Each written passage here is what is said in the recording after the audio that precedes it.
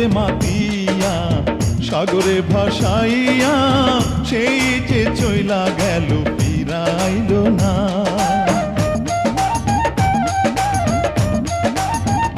পিতা আনন্দে মাতিয়া সাগরে ভাসাইয়া সেই যে চইলা গেল ফিরাইল না। মায়ে ধরিয়া জঠরে কত কষ্ট করে,